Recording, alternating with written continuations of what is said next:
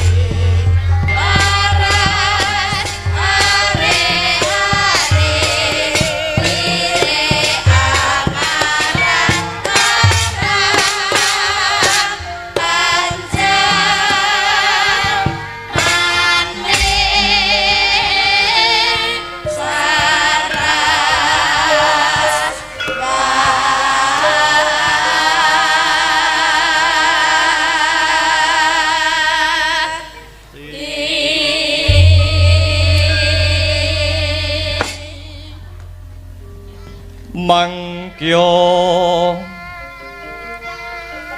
darajating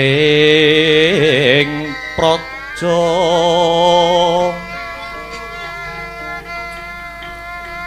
kawuryan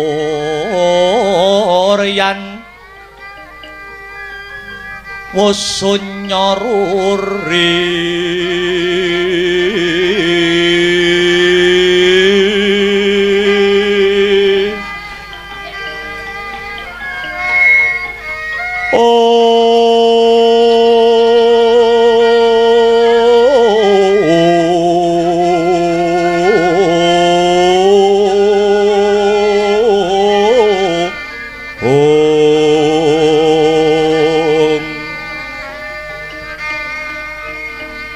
Prurah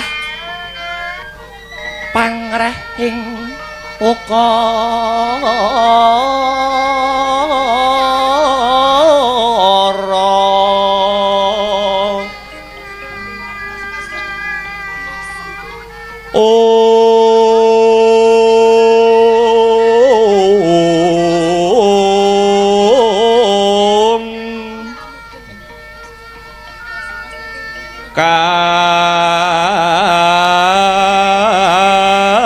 karana tanpa palupi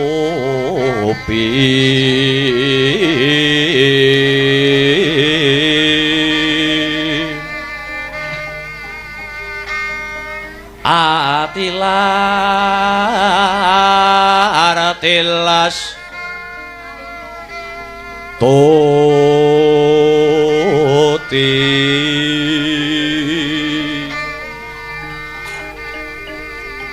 so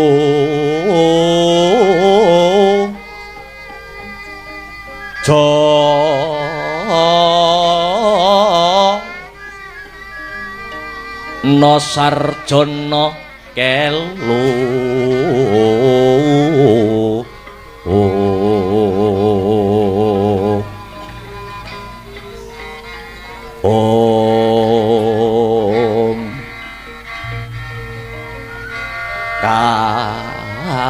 kalung lun kala tidha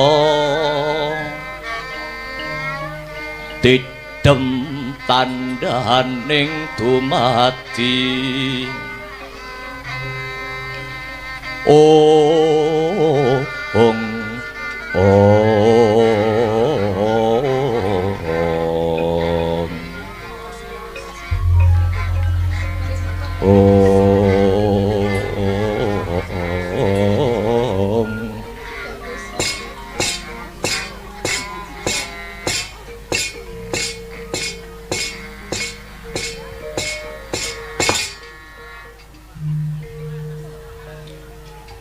Iwang suksma mangadilen nuwih mugi ngayomana mring panjenenganing ingsun. Duh, Eyang Panemban Mahatma Bisma. Dereng tang rawuh paduka Eyang Panembaning Stinggil Nagara Ngastina. Ingkang wayah pun Suyudana ngaturaken sungkem pangabekti. Mugi kunjuk sandhap padha paduka kengiyanging Talkanda.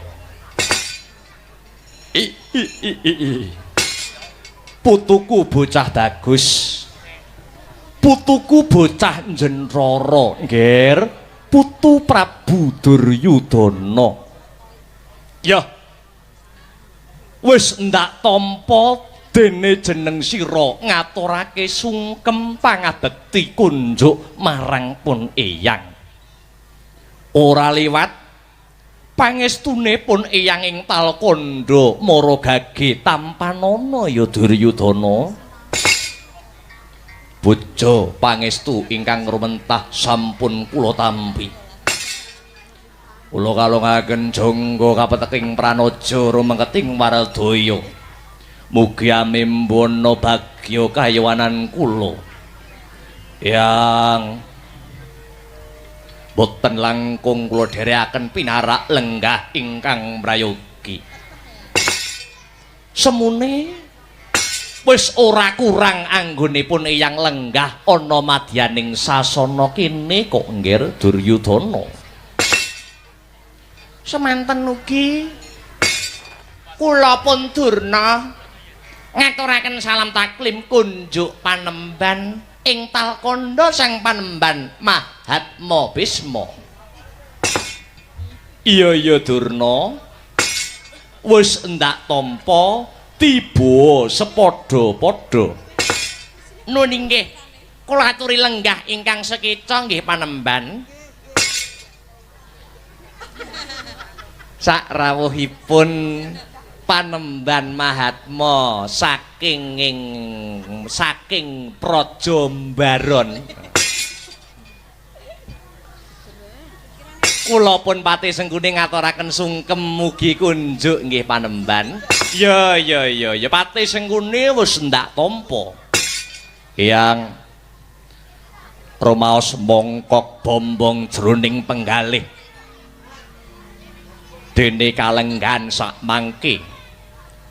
Paduka Eyang Mahatma Bisma sampun kepareng rawuh wonten Stinggil Negaring Ngastina.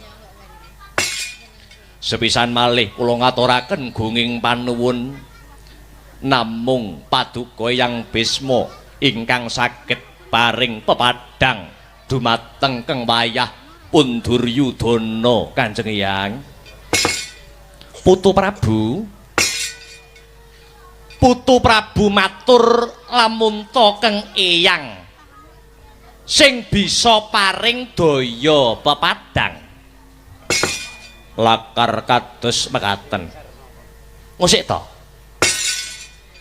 Apa dina iki negara Ngastina utawa putu Prabu Duryudana lagi kalimput ing pepetengger?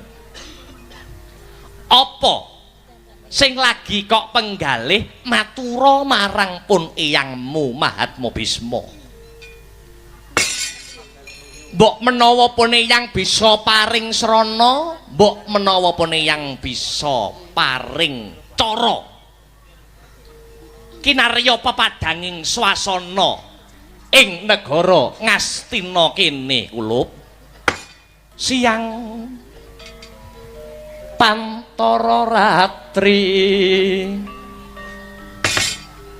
amung cipta kulun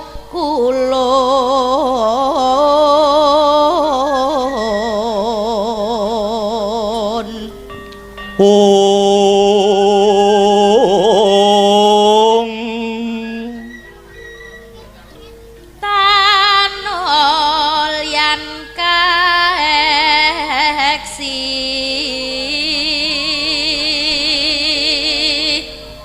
mila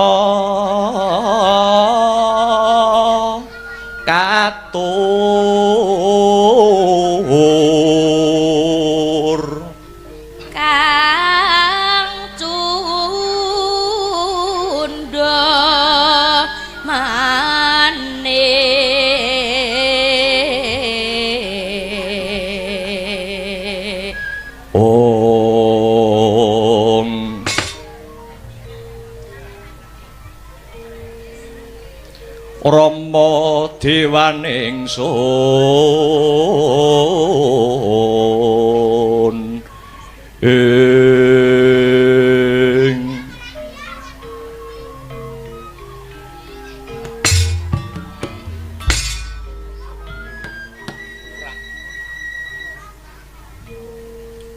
Purwa madya wusananipun samendang tatanana kang karempit mbok menawi kula matur wonten klenta-klentuning pangucap kula nyuwun agunging samudra pangaksami Hyang iya mara gage matura nggir Duryudana prasajan kewala ponco hari kapengker kang wayah Duryudana nampi sasmitaning Jawata lumantar pasupenan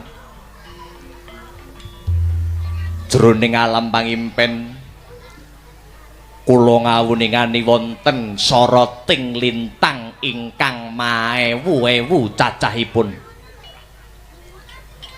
lintang ingkang wonten ing akasa maewu cacahipun kala wau dangu sangsayaning dangu kadi dene seratan Dewanagari lamun to kawaos nenggih mustika jati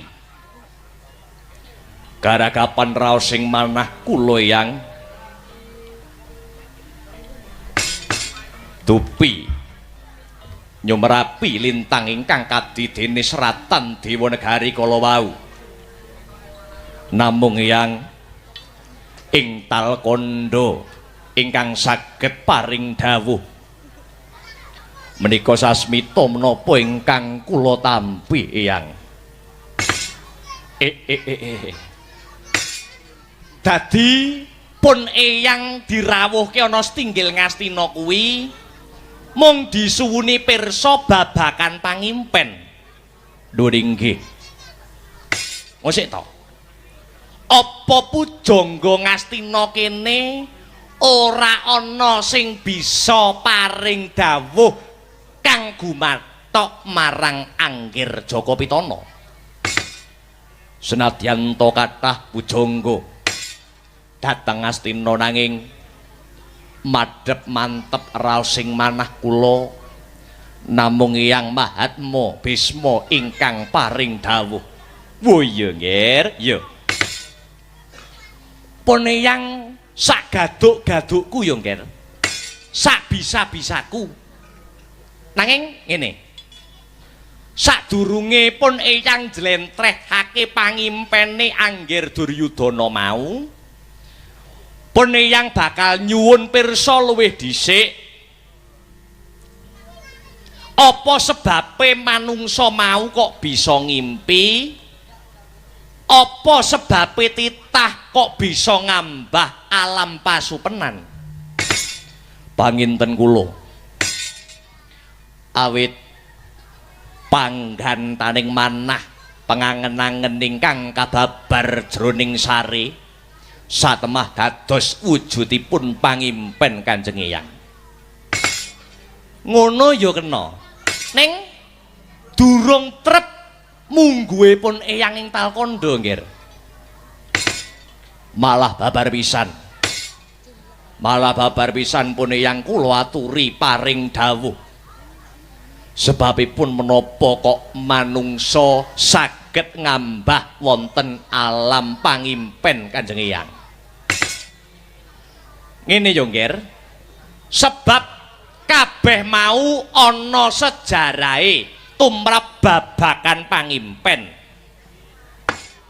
para sesepuh biyen para leluhur biyen yen mulang marang putra wayah mesti nganggo dedongengan supaya ora gampang ilang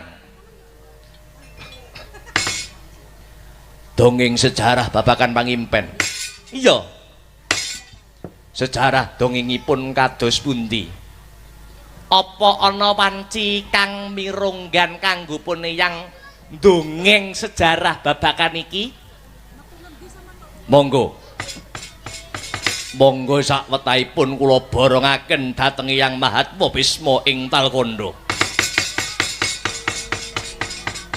Lenglenging driya mangu mangungkung kanduhan remang lirlena tanpa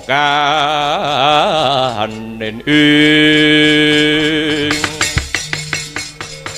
lirlena tanpa kanen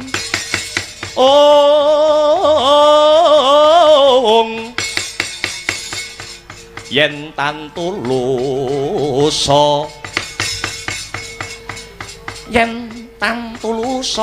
mengko sang dyah utama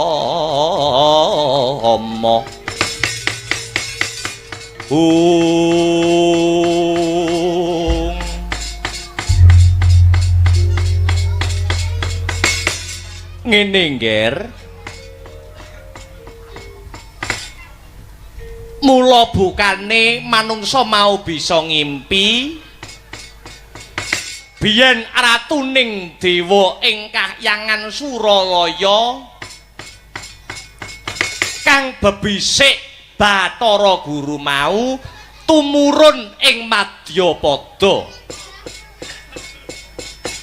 Ratune dewa kang tumurun ing Ngarcapada mau madheg ratu ing negara Kapilawatu.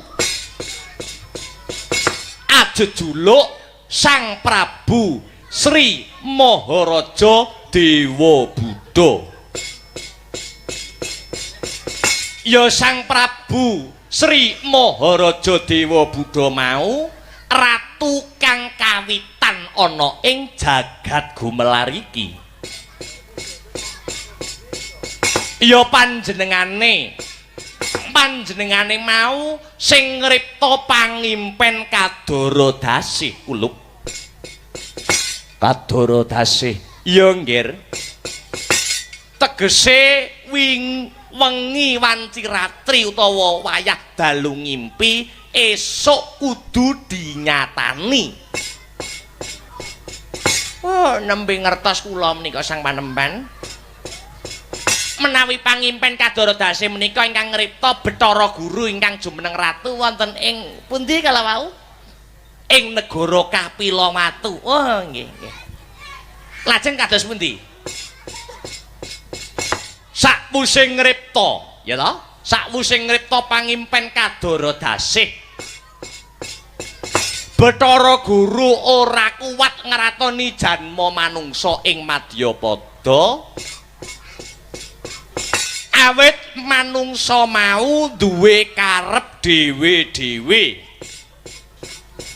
duwe nepsu ingkang kadhangkala angel ditata. Gancare crita Bathara Guru jengkar saka Madyapada kondur ing kahyangan banjur nimbali dewa putra-putrane cacah 5 Duryudana. Sinten mawon putra-putranipun kala wau Kanjeng Hyang? Angka pisan Bathara Bayu, angka 2 Bathara Brahma, angka 3 Bathara Sambu, angka 4 Bathara Kala lan sing pungkasan Bathara Wisnu. Dewa 5 mau kadhawan supaya tumurun ing Ngarcapada ngratoni jagat gumelar iki. Ngratoni ing jagat wetan, kulon, jagat kidul, jagat lor kang pungkasan tengah panter. Bathara Bayu madheg ratu ing jagat wetan ing negara Medang Hawa jejuluk Prabu Bima Sekti. Banjur Bathara Brahma madheg ratu ana ing jagat kidul ing negara Medanggiri jejuluk Prabu Budawaka. Banjur Bathara Sambu madheg ratu ing jagat kulon madeg ratu ana ing Medang Kawi jejuluk Prabu Samburaja. Lah sing pungkasan Bathara Kala madeg ratu ana ing jagat lor ana ing negara Nusa Kambana jejuluk Prabu Kalayuwana. Kang pungkasan Bathara Wisnu madeg ratu ana ing Pancer Tengah ing negara Purwacarita jejuluk Prabu Sripata. Banjur Dewa Lima mau ngripta impen dhewe-dhewe Kulub Duryudana ingkang dipun ripta Dewa Gangsal kala wau menika menapa kemawon Kanjeng Hyang. Mangkene Bathara Brahma ngripta impen papat cacahe kang aran Kawarsita, Kasudarsana, Kacakrabawa, kang sarta sing pungkasan Kadorodasih. Dene Bathara Bayu ngripta impen turu. Bathara Bayu ngripta impen ya kuwi turu ngimpi pandhita wali. Impene sing diripta kelawan Bathara Bayu kuwi ana papat. Ya kuwi ngimpi pandhita wali. Lan kuwi impene wong turu riptaning Bathara Bayu. Lah kang sak banjure Duryudana Bathara Sambu ngripta impen telu cacahe kang aran Iblis, Adam lan Kawa. Bathara Kala ngripta impen papat cacahe kang aran Kala, Kali, Kadal, Tikus. Lah sing pungkasan Bathara Wisnu. Bathara Wisnu ngripta impen mung telu kang aran Titiyoni, Gandayani lan Puspatajem. Dados pangimpen Titiyoni, Gandayani kang sarta Puspatajem menika riptanipun pukulun Bathara Wisnu. Manut dongenge ngono nggih. Sakwise angger Duryudana midhangetke dongengipun Eyang. Lah dongeng iki mau aja dipangan mentah. Kudu diratengi, kudu dimasak luwih dhisik. Duryudana sejatine dongeng iki mau mung nggambarake yen to manungsa lair ana ing Madyapada kuwi ora ijen. Ning manungsa lair ana jagat gumelar kuwi dikanthi anasir patang perkara utawa dulur papat. Ya kuwi anasir bumi, geni, banyu, angin sing sarinane sawengine ngancani anak anggir Duryudana. Sedulur papat 5 panter mau piwulange para leluhur biyen sing wajib dilestarekke Duryudana. Mekaten Kanjeng Hyang. Iya nggih. Jeneng sira kuwi ana sing ngancani sarinane sawengine ing jagat wetan, kulon, kidul lan lor, pancer tengahe anak Prabu Duryudana dhewe. Ingkang mapan wonten ing jagat wetan ingkang bebetengi dhateng kula menika sinten?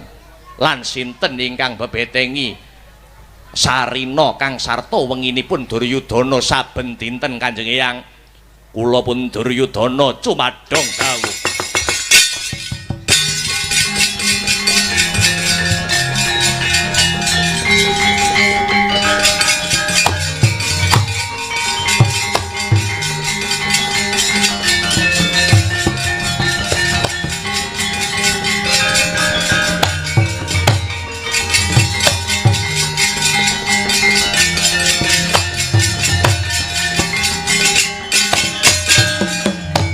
Mangkene ya Duryudana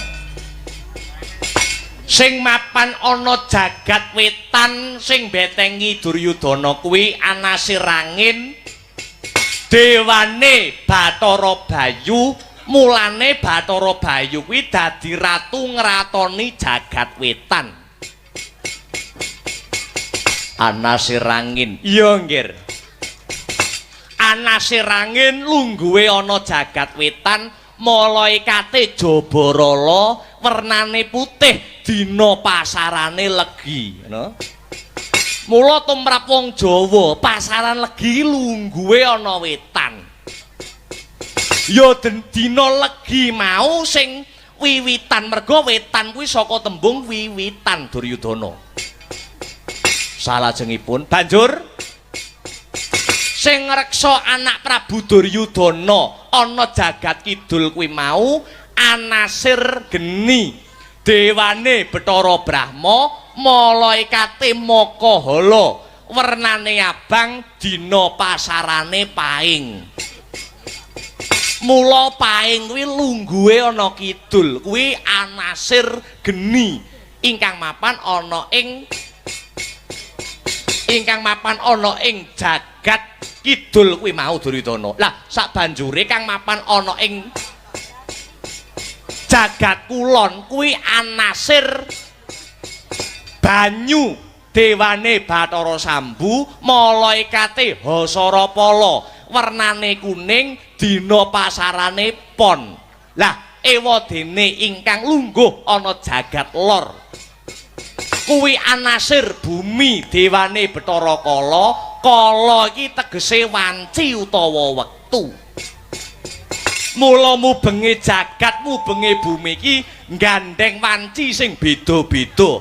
Ana padang, ana peteng, ana rina, ana wengi, mangkono sak panunggalane kulup. Mekaten Kanjeng Hyang. Iya. Lah Anasir bumi, dewane Bathara Kala, malaikate Hajarapala, wernane ireng, dina pasarane wage. Mula wage lungguhe ana ing lor. Lah dene ingkang pungkasan Duryudana, ewadene kang pungkasan kang mapan ana ing pancer tengah, ora ana liya kejaba Bathara Wisnu. Wisnu saka tembung wis manunggal. Wis manunggal cipta, rasa, budi lan karsane, manunggal kawula kang sarta Gustine. Mulane wernane manca warna. Dina pasarane kliwon. Kliwon kuwi lungguhe ana tengah. Patokan-patokan iki, piwulang-piwulang iki minangka paugeran para kiai-kiai kuna kanggo ngitung-ngitung dina. Kena dititeni ya nggih Suyudana, kena dititeni. Mbuh lanang, mbuh wadon, yen wetone iki kliwon, adat lupiya kok gampang entuk jodoh, ning yo gampang pegatan. Lah iki. Gampang entuk jodoh, mergo papane ana ing tengah, arep ngetan cedhak, arep ngulon cedhak, arep ngelor cedhak, arep ngidul cedhak. Ning ya gampang pegatan, mergo mapane ana ing tengah. Ning kuwi mau mung sasmita. Lajeng ingkang paring sasmita kula wonten lintang mawewu ingkang sumunar, cahyanipun kadidene seratan Dewa Negari. Lamun to kawaos mustika jati. Punika Anasir menapa ingkang paring sasmita dhateng kula Kanjeng Hyang? Putu Prabu Duryudana, sira wajib ngunjukake rasa syukur marang Gusti kang murbeng jagat. Saka pangrasanipun Hyang ing Talkandra, saka pangeranipun Hyang kuwi mono mujudake sasmita tumuruning wahyu mustika jati. Sok kala mangsa, ya, sok kala mangsa. Sing paring pituduh wahyu mau Anasir angin. Sing paring sasmita ya ta wujude wahyu kuwi kadangkala wahyu mau paring pituduh sasmita Anasir angin. Malaikate Jabarala wernane putih, dina pasarane legi. Anasir angin sing paring sasmita babakan tumruning wahyu mustika jati nggih Duryudana.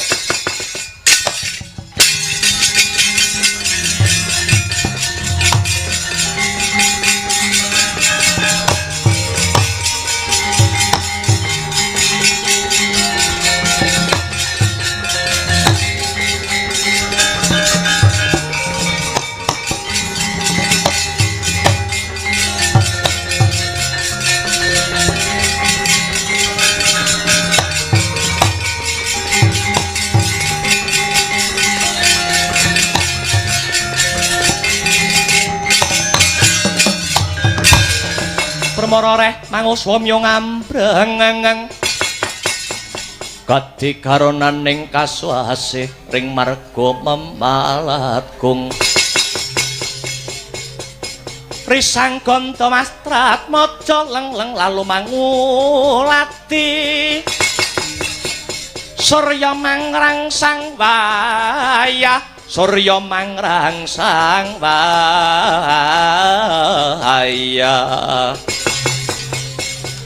umya samara wayanto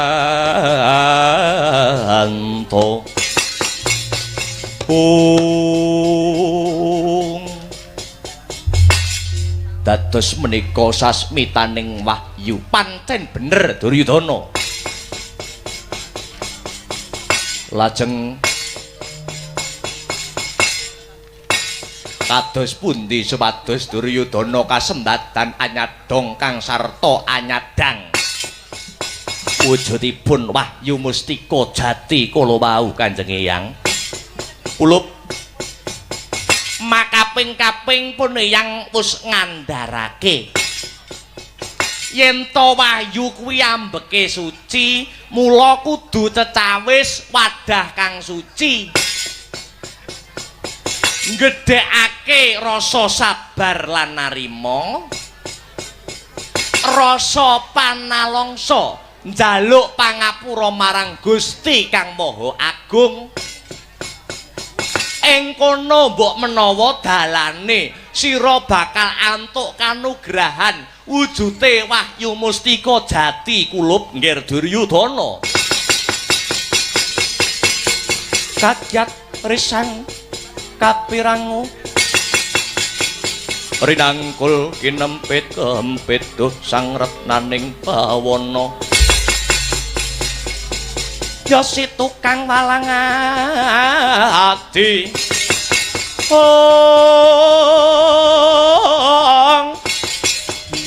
ya si tukang walang ati ya si tukang enesing tias ya si tukang kudu garing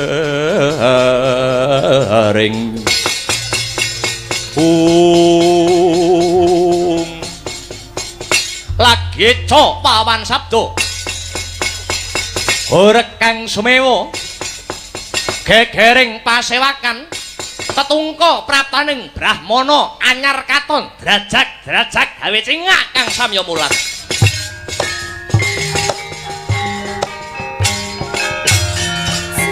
leng-leng ramyaning kang sasangka menyar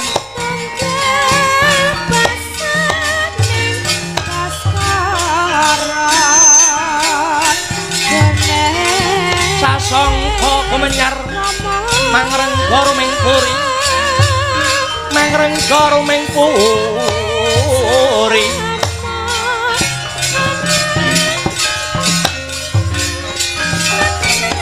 oh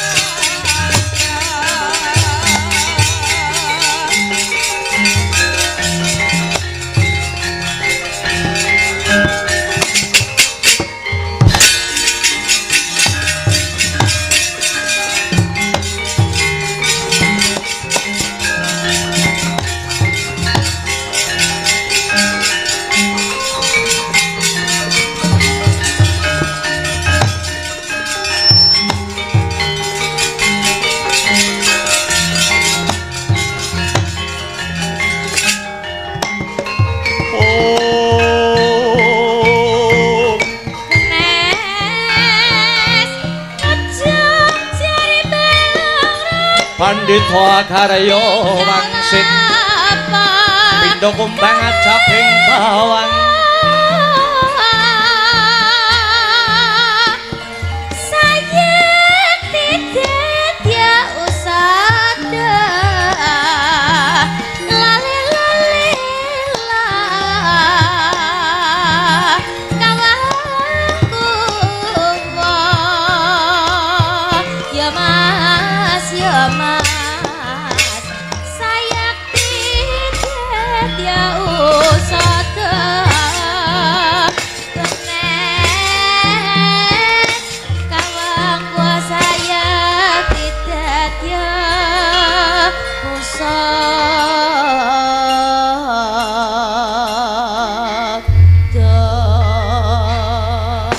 palugon lakuning lekas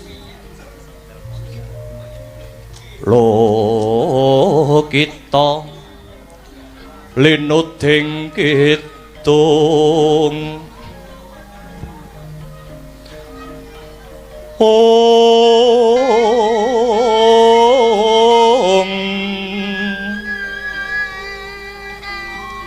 kadung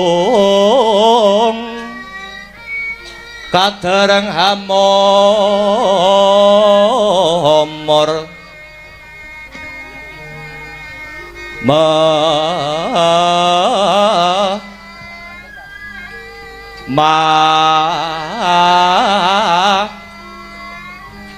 ngun manah rahayu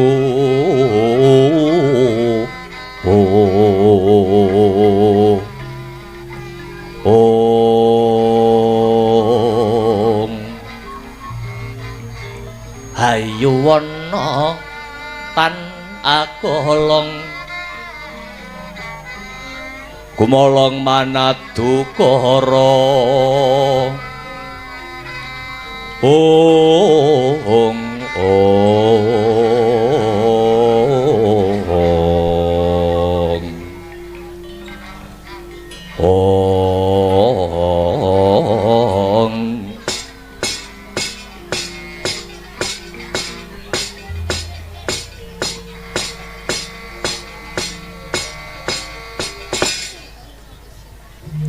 amit pasang kaliman tabik pisawanan kula sinabeta ing ila-ila duni dumawaing tawang tuwang nyuwun lumunturing samudra pangaksami dene kula cumantaka ngabiyantara tanpa tinimbalan dipun tepangaken kula wingking saking pertapan Sendang Purwa sudi amastani kula pun Begawan Harimurti sungkem kula mugi kunjuk duh pukulun Sang Begawan Harimurti saka pertapan Sendang Purwa nok nono inggih ana wigati apa dene munggah ana setinggil Ngastina kene Panemban apa Panemban nyuwun ndak bantu wujuding probaya kinarya mbangun pertapanmu nyuwun pangapunten sinuwun dede prakawis menika ingkang kula pikajengaken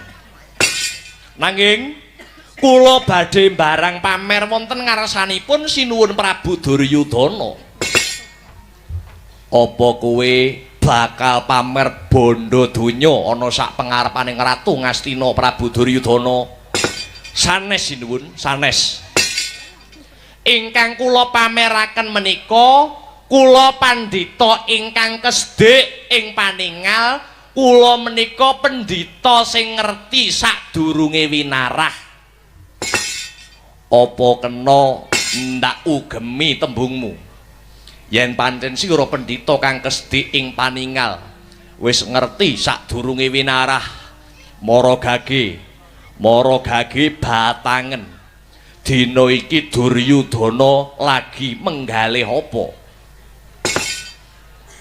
menawi mboten klentu ing ripalungguhan sakmangke paduka sinuwun Duryudana nembe menggalih kados pundi supados wahyu menika wahyu wujuding mustika jati saged paduka regem leres menapa mboten hiladala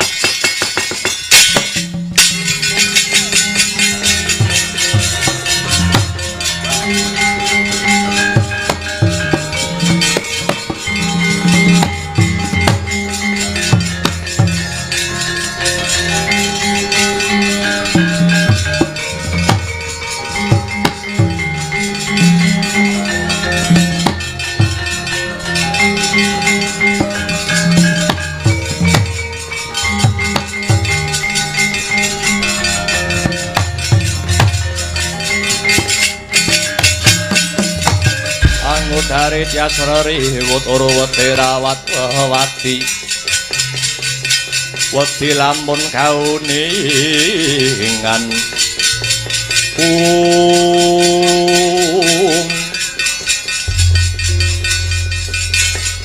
jagat dewa Bathara pangestungkara jagat bener ora sisip kang dadi kandhamu pranyata jeneng sira Brahmana kang limpat yen pancen kaya mangkono mapan kebeneran Duryudana sisan nyuwun senjata pitulungan piye carane Wahyu Mustika Jati bisa ndak regem caranipun gampil kaya piye nyuwun sewu ingkang kulina nampi wahyu menika sinten ingkang kulina cocok nampa wujuding kanugrahan niku sinten sinuwun pendak biar sing ngantuk wahyu mesti Pandhawa lupute Pandhawa ya anak-anak Pandhawa Kurawa sak ngestina ndak enek sing oleh tegesipun menika saya gampil pripun carane supados wahyu saged tumurun dhateng Ngastina sing kulina nampa wahyu kedah disingkirke gedene kudu dipateni ngoten yen sing kulina nampa wahyu niku Pandhawa Pandhawa kudu dipateni bebasan kerot tanpa untu lamun to Duryudana mateni para Pandhawa nyuwun sewu panembahan kula boten darbe kegiatan menapa-napa mengsah para Pandhawa sinuwun Duryudana kula aturi lenggah ingkang prayogi kula pun begawan Harimurti ingkang sagah nugel guluning Pandhawa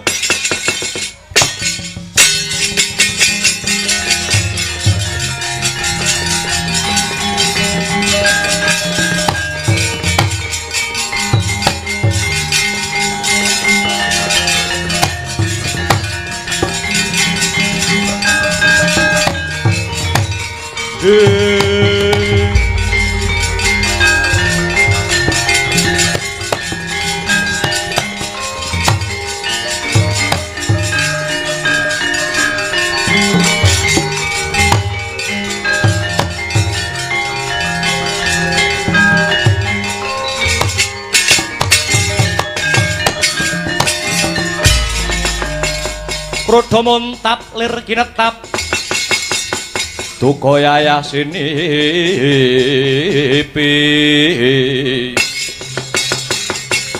jojo bang mawinga-winga wangis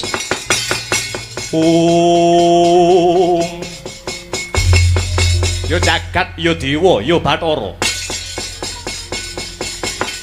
anak Angger Duryudana bareng tak rungokke anggonmu sapet jagong lawan begawan Harimurti ana ing stinggil Ngastina kene ndak rasa hawane saya panas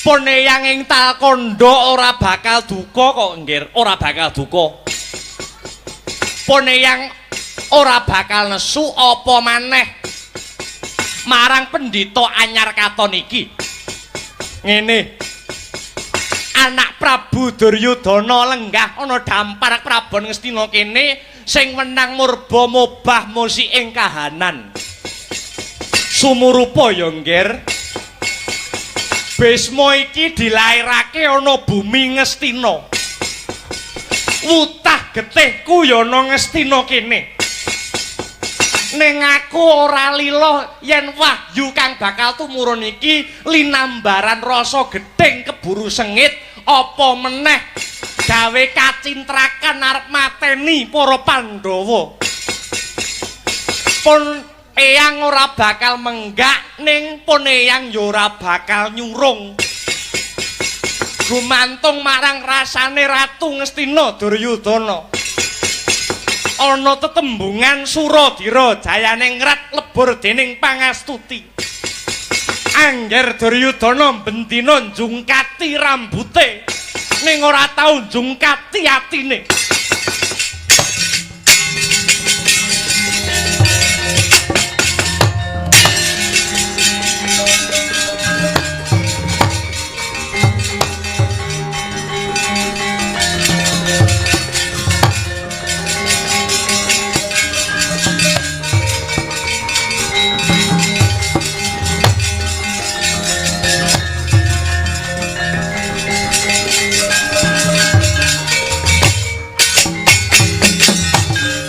Prabu Duryudana kula aturi sampun kalimput ing manah mirengaken ngendikanipun Mahatma Bisma. Bapa Panembahan Begawan Harimurti nggih.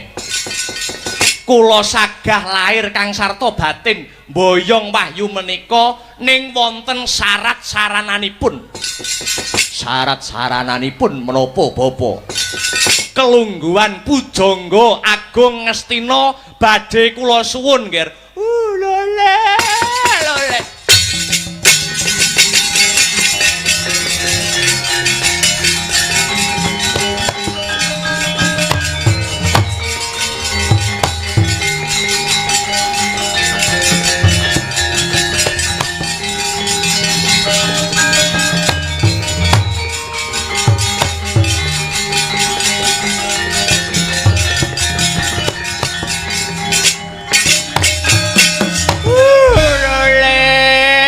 Sate gule enak rasane, sinden ayu enak rasane. Harimurti, lah kok enteng pangucapmu? Lanyo tembungmu.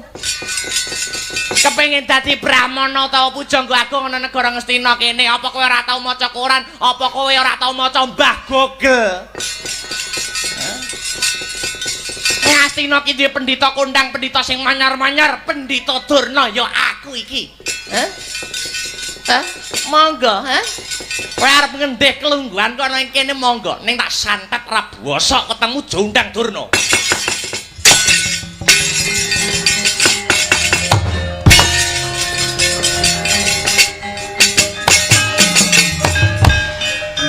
Pengen dadi patih sisan ora kowe? Yen arep ngerangkep dadi patih monggo, arep ngerangkep pendhita dadi patih monggo, ning ya kuwi tak santet wetengmu, tak leboni radio, tak setel palapa ra keri wetengmu. Ora sang patih ora. Kok njur wong sak Ngastina arep nyantet aku piye to, Dak? Sampeyan iki tetep dadi patih. Syukur proyek isih jalan. Lajeng pinjang menapa paduka Panembahan badhe nyernakaken para Pandhawa. Sakmenika kula badhe bidal nggih. Menapa mboten prayogi kula dherekaken Kembul Andrawina langkung rumiyin. Kembul Andrawina pinanggih wingking ingkang baken Pandhawa kedah dumugi ning sirna satemah wahyu mustika jati saged tumedhak wonten ing praja Ngastina. Nuwun inggih Panembahan mugi antuk pengasih saking Gusti Kang Maha Asih. Paman Sengkuni. Mula wonten dawuh nggih. Ubarna kang padha gantung sibo manira arsa kundur hangeraton nok dateng sedika sagebyar katalika wau purna pangandikaning Sang Buminata arsa kundur hangeraton dintaking Sang Katong yen Cinandra datan singlar ing ubaya.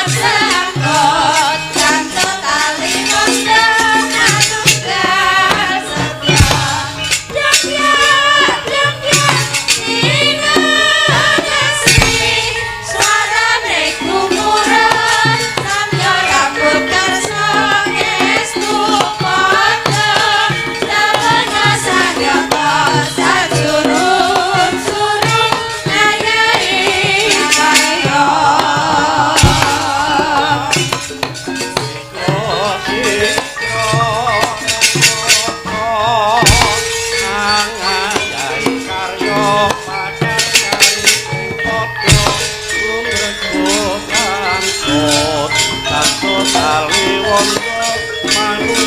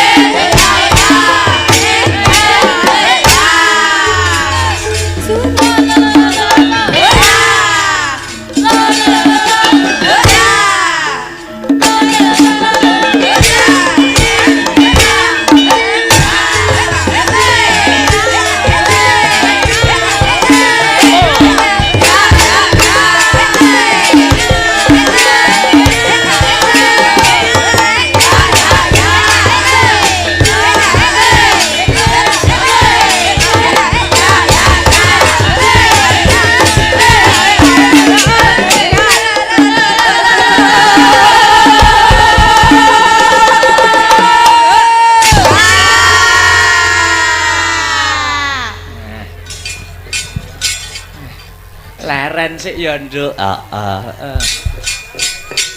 Yo, kanggo ngendhoni swasana kang kenceng ngregengake kahanan ben gayeng. Heeh. Nggo mukadimah ana ing limbukan. Heeh.